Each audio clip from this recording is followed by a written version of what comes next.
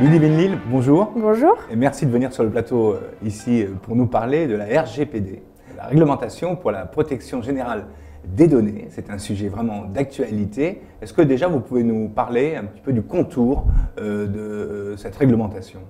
Le RGPD s'inscrit dans la continuité de la loi informatique et liberté en France qui date de 1978. Il a vocation à harmoniser les règles applicables en Europe en matière de protection des données personnelles.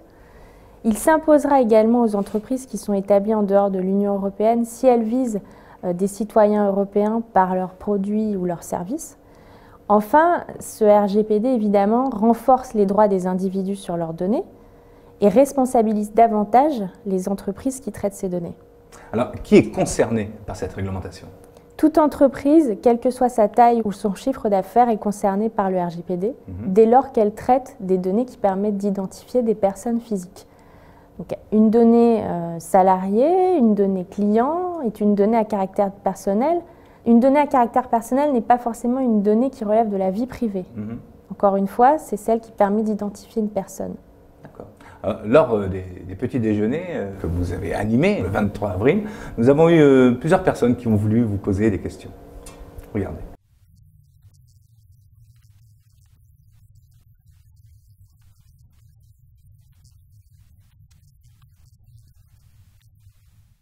Le RGPD entre en vigueur le 25 mai prochain. À compter de cette date, tout traitement qui ne sera pas conforme au texte sera susceptible d'entraîner des sanctions administratives qui peuvent aller jusqu'à 4% du chiffre d'affaires annuel de l'entreprise. Au-delà de ce risque de sanctions administratives, donc qui seront imposées par la CNIL, il existe évidemment un risque réputationnel, puisque dès l'instant que la CNIL publie un article sur une pratique non conforme, comme on l'a vu récemment dans l'actualité, il y a un fort impact sur la réputation de l'entreprise. Et enfin, pour les gérants, les responsables légaux de l'entreprise, il existe aussi des sanctions pénales qui sont prévues par le Code pénal français, qui peuvent s'appliquer en cas de pratique non conforme. Deuxième question, Xavier Parenteau.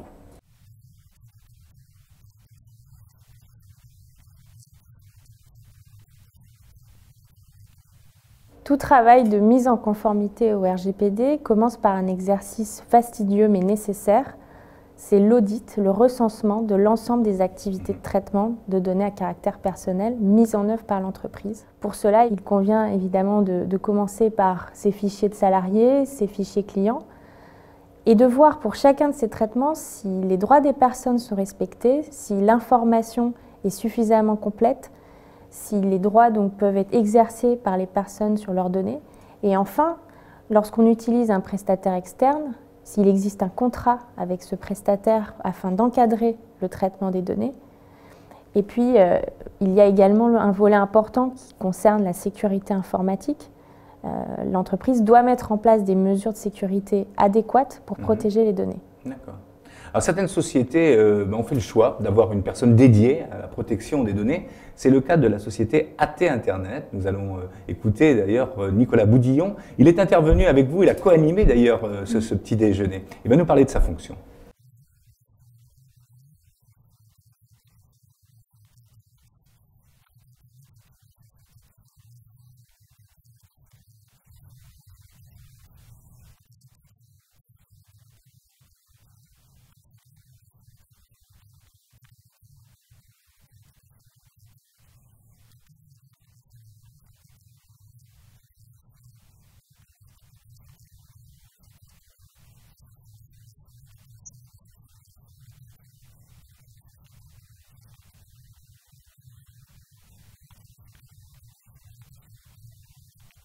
Alors moi, je suis une petite entreprise. Bien sûr, je n'ai pas les moyens de mettre un délégué en place dédié à cela, évidemment. Alors vers qui je dois me tourner?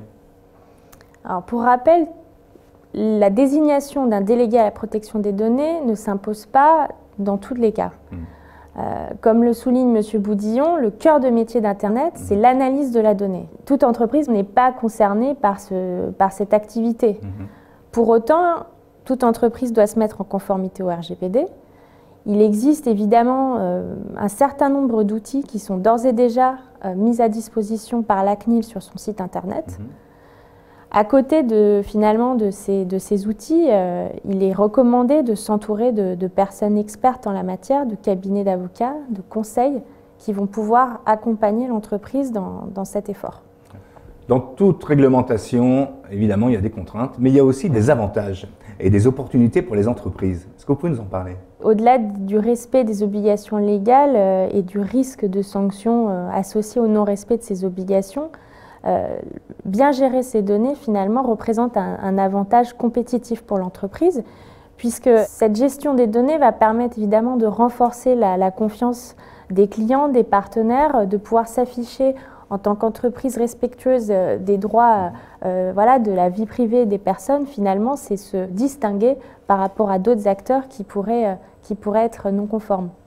Merci pour toutes ces informations. Je vous en prie, merci à vous. Si vous avez besoin d'informations complémentaires, n'hésitez pas, appelez le MEDEF Gironde, ils se feront un plaisir de vous répondre.